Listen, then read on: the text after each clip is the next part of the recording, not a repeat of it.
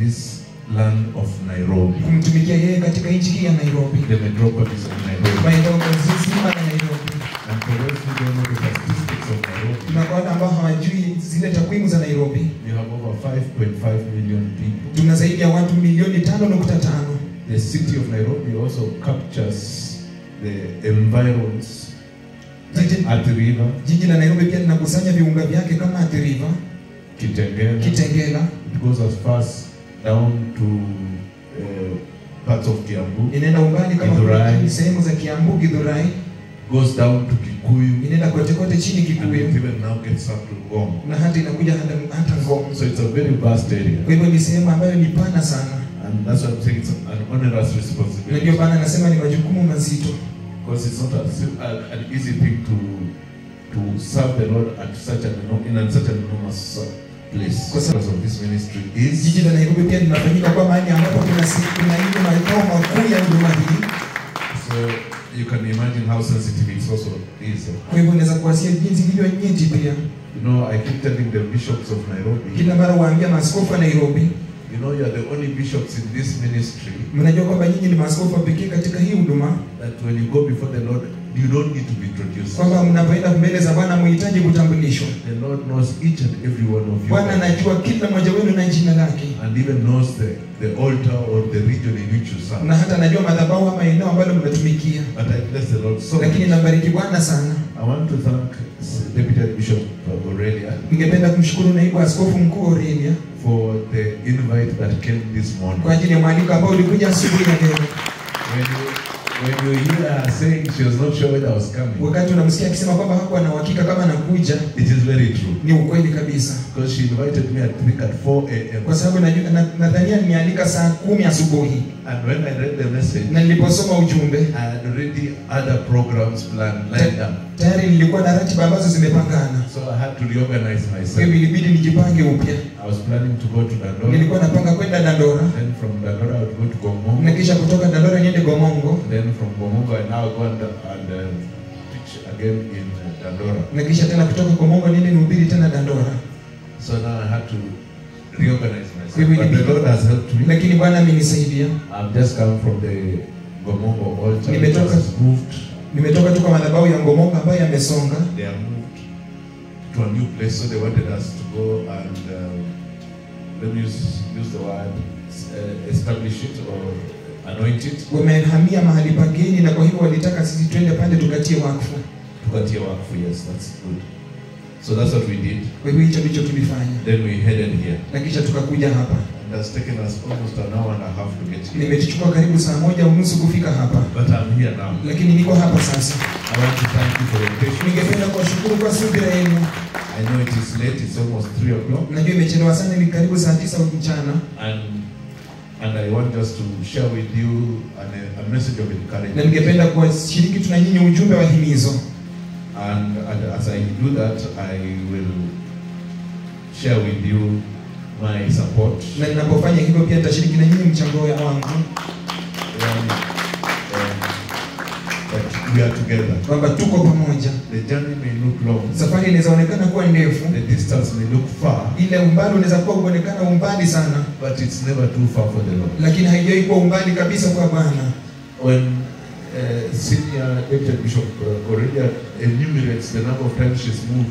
Wakati naibu askofu says not she, the altar has moved. Wakati ambapo mara ambazo madhabahu haya yamesonga, it makes me dread. Inanifanya kutishika sana. That can I sustain that kind of movement? Kwa je, naweza kumudu aina hiyo ya kusonga kuhama? I know in Dandora we have also moved. How many times? Unajua Dandora pia tumesonga mara ngapi? 4 or 5 times. Mara 4 au mara 5. But that is not compared to this one. Lakini hailinganishi na hii. This is more. Hii ni zaidi. Yes. And then now it's not moving like us who are moving with our tents. Sio kuhama tu kama we are moving with these things. Tulikuwa tunahama na hivi vitu hivi. So you can imagine what the moving means for them. Kwa hivyo naweza kuanzia jinsi kuhama kwao inaonekana kwao. I'm just sharing with the team that I came with.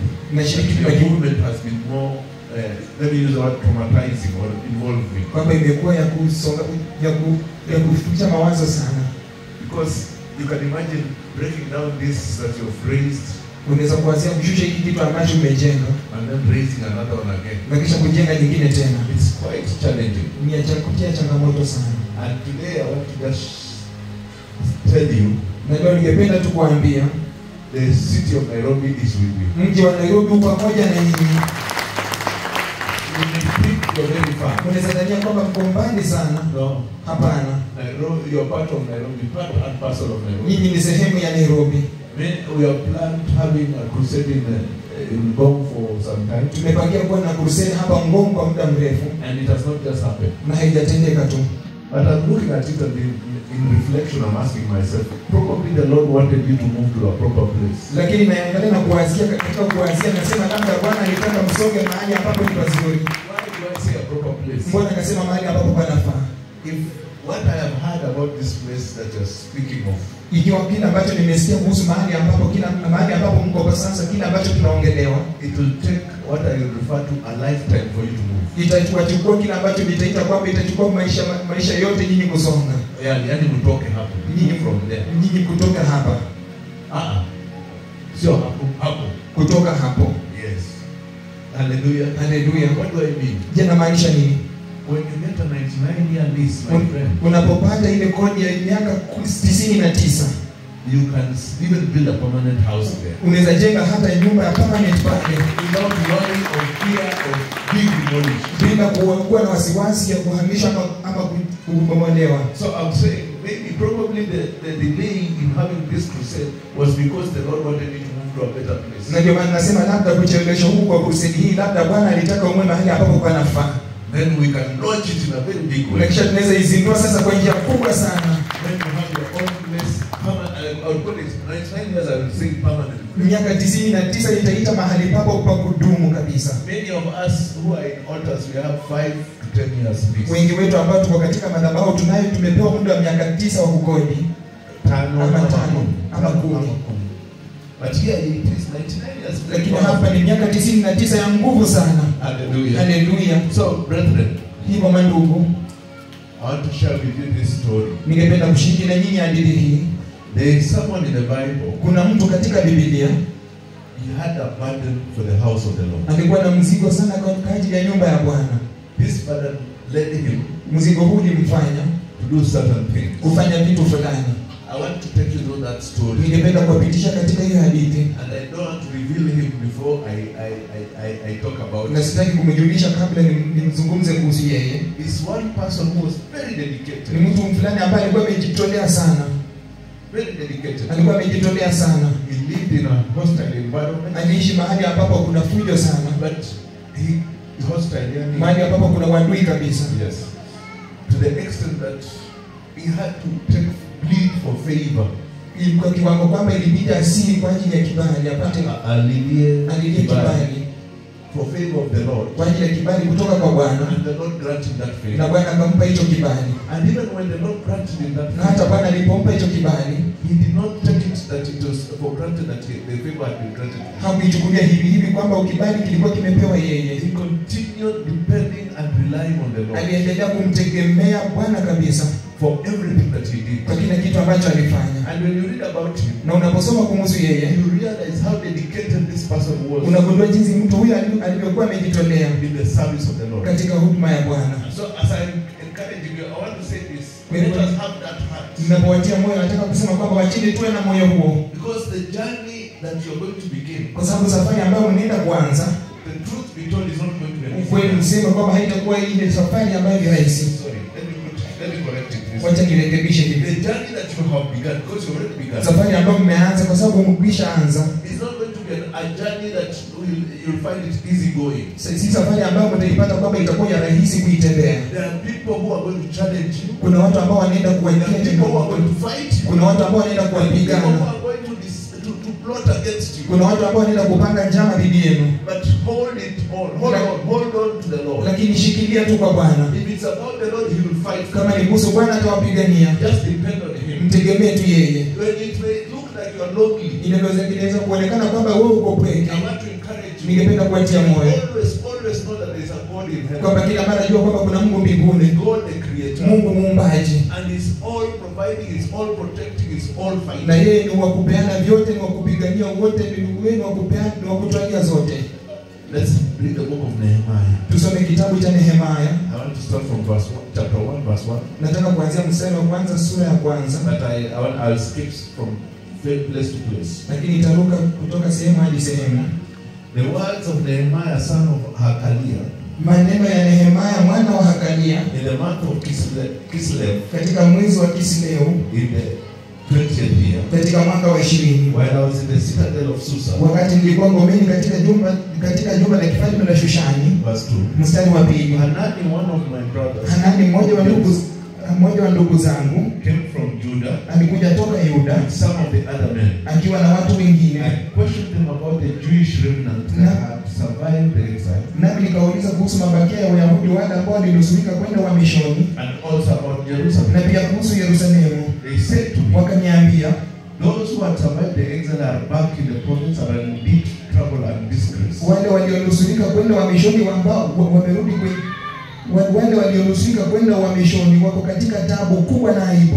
The wall of Jerusalem is broken down, Yerusalemu nzima imeshushwa chini, and its gates have been burnt with fire. imebomoka na malango yake imechomwa na moto. So you can imagine Kwa hiyo wanaweza kuwazia the picture that these people are reporting about Jerusalem, ile taswira ambayo watu wanaripoti kuhusu Yerusalemu, the city of God. mji wa Mungu. They are saying Wanasema that the walls have been broken down kwamba kuta zimebomolewa and the gates have been burnt. na malango yamechomwa. It's looking a very desolate place, Inaonekana mahali ambapo ni paukiwa sana, a very bad place. mahali ambapo ni pabaya kabisa. Remember, Kumbuka, this is the city of God, huu ni mji wa Mungu, and yet that's the description that they're giving of him. na ile hali hayo maelezo ambayo wanapeana kuhusu mji huo. Then listen how he responds. Na kisha sikia jinsi anavyojibu. When I heard these things, Wakati niliposikia mambo haya, I sat down nikaketi chini and wept. na kulia. For some days I mourned, Kwa siku kadhaa niliomboleza and fasted, na kufunga and prayed na kuomba before the God of heaven. mbele za Mungu wa mbinguni. Then I said, Na kisha nikasema, Lord, na Bwana the God of heaven, Mungu wa the mbinguni, great and awesome God, Mungu mkuu mwenye who keeps kuogofya, his covenant with ambaye love, hutimiza agano lake na rehema, wale ambao humpenda and keep his na commandments. kuzishika amri zake. And here he's describing his God. Unasikia sasa anaelezea kuhusu Mungu wake. He said, Anasema this God that I know, kwamba Mungu huyu ambaye ninajua, this God that I believe, Mungu ambaye ninaamini ndani yake, he keeps his covenant. anaweka amri ahadi zake Covenant of his love na agano la upendo wake, agano la upendo with those who love him. na wale ambao wanampenda. So he's saying Kwa hiyo anasema that those who love him, kwamba wale ambao wanampenda, the Lord will always come through for them. Bwana kila mara atakuja kwa ajili ya kuwasaidia, And those who keep his commandments. na kwa wale ambao wanatii amri zake. He says, Anasema he's still in prayer. kwamba bado yuko kwenye maombi. Let your ear be attentive and your eyes open to hear the prayer of your servant. Tega sikio lako na macho yako yakumbuke ili upate kusikia maombi ya mtumishi wako. Praying before you day and night for your servant, Ninaomba mbele zako wakati huu mchana na usiku the people of kwa Israel. ajili ya wana wa Israeli. Blessed people. Watu wabarikiwa. When the story, the disgraceful story of Jerusalem was brought to Nehemiah, Wakati hadithi mbaya kuhusu Yerusalemu ililetwa kwa Nehemia, he went back to the Lord. alirudi kwa Bwana. He prayed and pleaded for his favor. Aliomba na kusihi kwa ajili ya kibali chake. Have you pleaded for the favor of the Lord? Je, mmedilia kibali cha Bwana katika ibada hii? I believe you have. Ninaamini mmefanya hivyo. Then he continues to say, Kisha niendelea kusema, I confess the sins we Israelites, including myself and my father's family, have committed against you. nikaziungama dhambi za wana wa Israeli tulizozifanya juu yangu mimi pamoja na wana wangu. We have acted very wickedly toward you. Tumetenda maovu mengi juu yako. We have not obeyed the commands and decrees and laws that you gave your servant Moses. Wala hatujatii sheria wala amri ambazo na hukumu ambazo ulimpea mtumishi wako Mose. Remember the instructions you gave your servant Moses, saying, Kumbuka maagizo ambayo ulimpea mtumishi wako Mose ukisema, if you are unfaithful, I will scatter you among the nations. ikiwa utakosa kuwa waaminifu nitawatawanya katika mataifa. But if you return to me, Bali obey my commands, mkinirudia na kuzitia amri zangu, then even if your exiled people are at the farthest horizon, basi hata watu wako waliofukuzwa watapokuwa mbali pembe za mwisho za ulimwengu, I will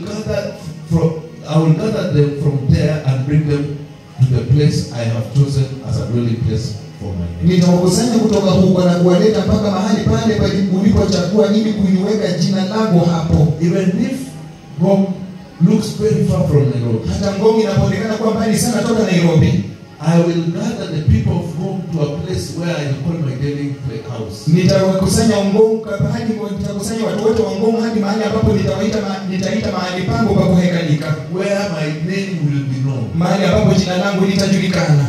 He says, anasema they are your servants, wao ni watumishi wako and your people, na ni watu wako. The people of Ngong are your servants, watu wa Ngong ni watumishi wako na ni watu wako, whom you redeemed for your great by your great strength and your mighty hand, uliowakomboa kwa uwezo wako mwingi na mkono wako hodari, whom you have redeemed by the blood of Jesus, ambao umewakomboa kwa damu ya Yesu. Let your ear be attentive to the prayer that your servant, tega sikio lako kwa ombi ambalo mtumishi wako, and to the prayer of your servants who delight in reviling your name, na maombi ya watumishi wako wanaofurahia kuliita jina lako. Hallelujah. Hallelujah.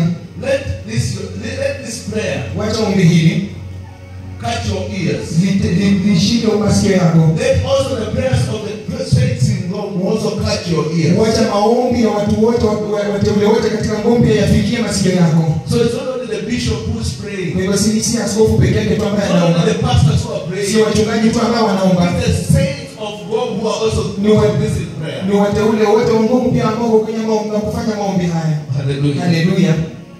Yes. Where were we? Verse 11. Yes.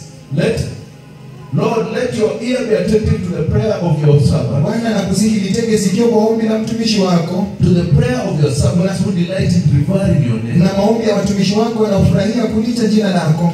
Give your servant success by granting him favor in the presence of this man. Umfanikishe mimi mtumishi wako leo kwa kunijalia rehema mbele za mtu huyu. I was the cupbearer to the king. Mimi nilikuwa mnyweshaji wa mfalme.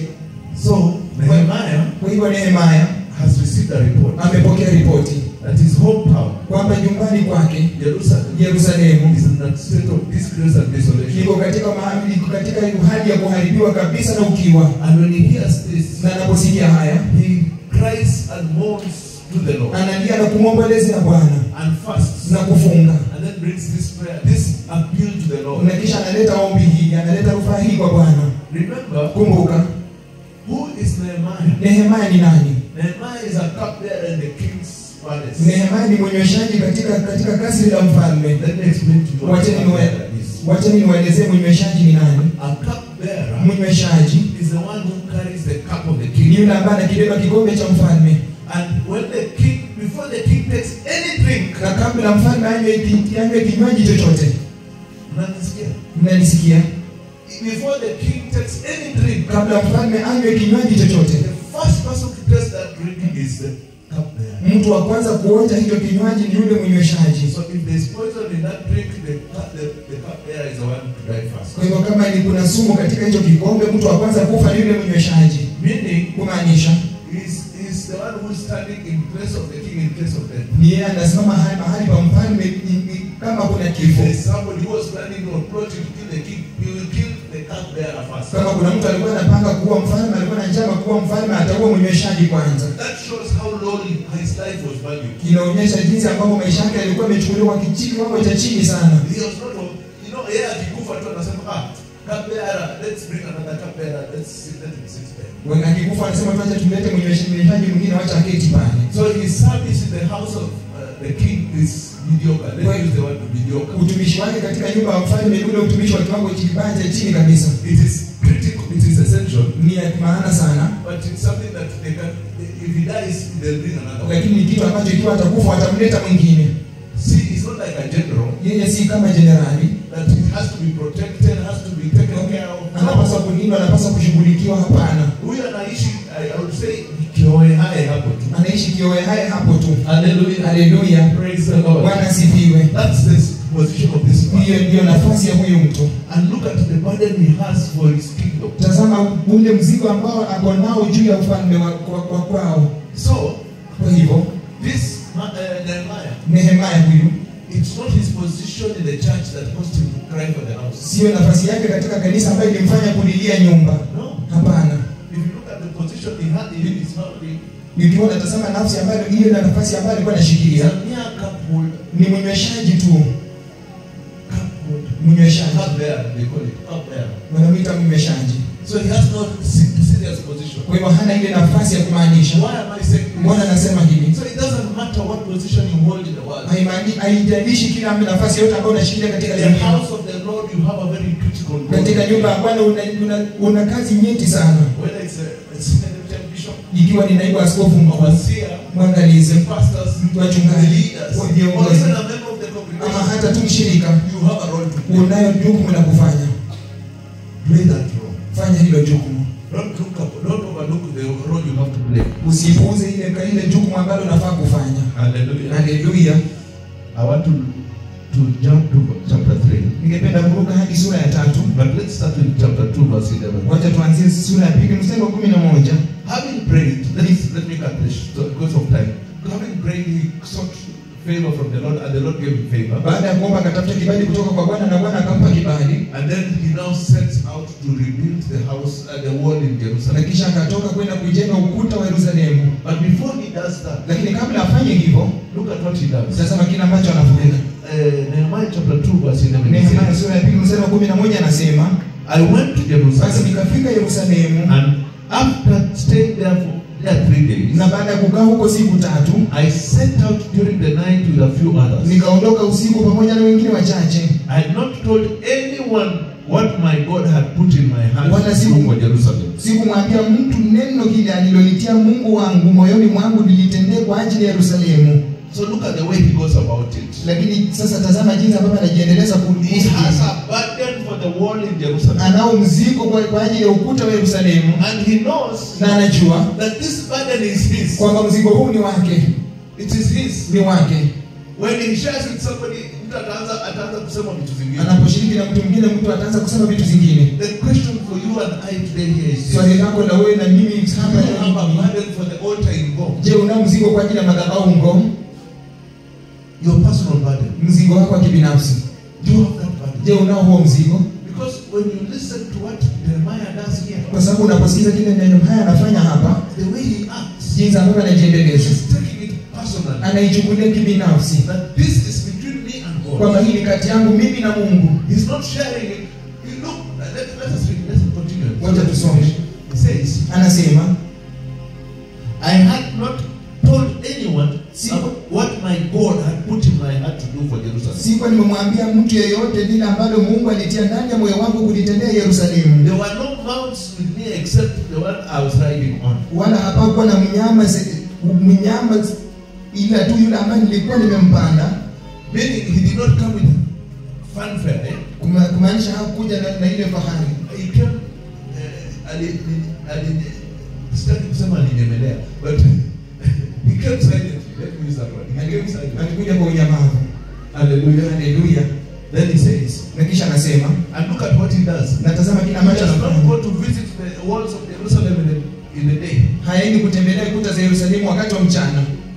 He goes in the night. Anaenda wakati wa usiku. Very interesting. He says, by the night I went out through the valley gate toward the Jackal well. Nikatoka nje usiku kwa njia ya lango la bondeni, nikashika lile kisima cha joka And the dung gate, na lango la jaa, examining the walls of Jerusalem, nikitazama kuta za Yerusalemu which had been broken down and its gates, zilizokuwa zimebomoka pamoja na malango yake which had been destroyed by fire. yaliokuwa yameteketezwa na moto. Then I moved towards the fountain gate Kisha nikaendelea mpaka lango la chemichemi and the king's pool. na ziwa la mfalme. There was not enough room for my mount to Lakini get through. hapakuwa na nafasi ya kupita kwa ajili ya yule mnyama aliyekuwa chini yangu. So I went up the valley by night, Kwa hivyo nikapanda bondeni usiku, examining the wall. Finally I turned back and we entered through the valley gate. nikiutazama ukuta, kisha nikarudi nyumbani, nikaingia kupitia lango la bondeni. The officials did not know where I had gone or what I was doing, Wale mashehe hawakujua nilikokwenda wala nilivyotenda, because as yet I had said nothing to the Jews kwa hiyo kwamba sikuwaambia hata Wayahudi kitu chochote. or the priests and the nobles of the official. Sorry, let me just read it properly. He says, The officials did not know where I had gone Wale mashehe hawakujua nilikokwenda or what I was doing, wala nilivyotenda, because as yet I had said nothing wala sikuwa nimewaambia chochote to the Jews or the priests or Why- the nobles or officials or any others who were doing the work. kwa Wayahudi wala kuhani Doing the work. wala wakuu wala mashehe wala watu wengine waliokuwa wakiifanya kazi hiyo. Then in verse 17 he said, Kisha mstari wa 17 anasema, then I said to them, kisha nikawaambia, you see the trouble we are in. unaona shida ambayo tuko ndani yake. Jerusalem lies in ruins. Yerusalemu imelala katika magofu, It gets up in burned malango yake yamechomwa with fire. na moto. Come, let us rebuild the wall of Jerusalem. Njooni na tujenge upya ukuta wa Yerusalemu, We will no longer be in disgrace. ili tusiwe katika shutumu tena. I also told them Pia nikawaeleza about the gracious hand of my God on me kuhusu habari za mkono wa Mungu juu yangu and what the king had said to me. na kile ambacho mfalme alikuwa ameniambia. They replied, let us start rebuilding Na this. wakasema haya, na tuondoke tukajenge. So they began the good work. Basi wakaanza hiyo kazi nzuri. But when Sanballat and when Sanballat the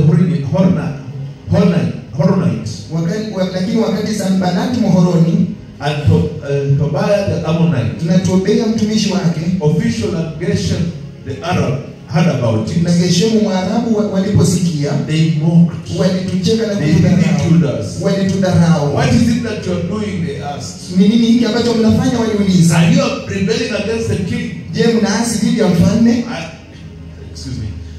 I answered them saying, the God of heaven has given us success. Ndipo nikawajibu nikawaambia kwamba Mungu wa mbinguni yeye ametufanikisha. Sorry, let me read it properly. He says, I answered them by saying, Nikawajibu kwa kusema, the God of heaven will give us success. Mungu wa mbinguni atatufanikisha. We, his servants, will start rebuilding. Sisi watumishi wake tutaanza kujenga. But as for you, Lakini kwa nyinyi you have no share in Jerusalem hamna or sehemu any claim or historic right on it. wala hamna sehemu wala haki wala kumbukumbu katika Yerusalemu. So Kwa hivyo Nehemiah begins the task. Nehemia anaianza kazi. But the way he begins it is as follows. Lakini jinsi anavyoanza ni kwa kufuata By inspecting the ruin in which it was. anaanza kwa kuchunguza yale magofu ambayo yalikuwa ndani yake. Meaning he assesses the requirements of that place. Kumaanisha anatathmini matakwa ya mahali hapo, That he may have a clearer picture of what he needs to do. ili kwamba akawe na taswira nzuri ya kile ambacho anahitaji kufanya. Many a times Wakati mwingi we never envision mara nyingi hatuangalii kiundani, that hatuangalii kimbele, yes, how much work is required. ile kazi gani ambayo inahitajika, To the extent kwa kiwango that when we start the work, kwamba tunapoianza kazi we get into the middle and we now start giving up. tunaanza katikati na kisha tunaanza kukata tamaa. But if we had prepared well in the beginning, Lakini kama tungekuwa tumejiandaa vyema tangia mwanzo, we will never tire in working in the house of the Lord. hatutachoka kabisa kwa kufanya kazi katika nyumba ya Bwana. Blessed people, Watu wabarikiwa. do not underestimate the work you're going to you'll be required to do. That's what I'm trying to say. Usidunishe kazi ambayo utahitajika kufanya. Kile ambacho ndio kile ambacho najaribu kusema. There is work to be done. Kuna kazi ya kufanyika. And you're well able to do it. Na una uwezo wote wa uwezo mzuri wa kuifanya. Have you heard Nehemiah saying he can't do it? Je, umesikia Nehemia akisema kwamba hawezi kufanya? After assessing the work required, he didn't give up. Baada ya kutathmini kazi ambayo inahitajika, je, alikata tamaa? Instead, he invokes the name of the Lord and states that our God will give me what I require to do and he will be ashamed. Hata hivyo ananiita jina la Bwana na kusema kwamba Mungu wetu atanipa kile ambacho kinahitaji kufanyika na mtaibika. Hallelujah. Haleluya. So I'm encouraging you. Wow. Kwa hivyo ninawatia moyo mkono, However heavy the work that you're about to undertake is, hata kama kazi ambayo mnaenda kuifanya inaonekana kubwa kabisa, you're well able and the Lord will help. mna uwezo kabisa na Bwana atawasaidia. And don't think you'll do it alone. Na usidhani kwamba mtaifanya peke yenu. Hapana. You will do it to the whole of Nairobi. Mtaifanya na Nairobi nzima. Nairobi will be with you. Nairobi itakuwa pamoja na nyinyi. Nitasimama na nyinyi. Because this is the house of God. Kwa sababu hii ni nyumba ya Bwana. Hallelujah. Haleluya. Now, Sasa verse 3, chapter 3, sorry. sura ya 3. I don't know that. Okay. Let's go to chapter 4. Wacha tuanzie tuende sura ya 4. But if you look at chapter 3, Lakini ukiangalia sura ya 3, it shows the organization skills of Nehemiah. inaonyesha ile ile ustadi wa kujipanga wa Nehemia. That this work must be done carefully. Kwamba hii kazi lazima ifanywe kwa uangalifu sana. There must be some planning and implementation of the plan. Lazima kuwe na mipangilio na kutekeleza hiyo mipango. I know Najua the deputy bishop here is very well versed with planning. na yeye naibu askofu mkuu hapa ana ufahamu sana kuhusu And mipangilio. you require your support. You start with her with the planning. Na tahitaji ufadhili wenu usimame na yeye katika mipangilio. I keep saying this. Kila mara nasema hivi, No one has a monopoly of ideas. hakuna yeyote ambaye yeye peke yake anajua.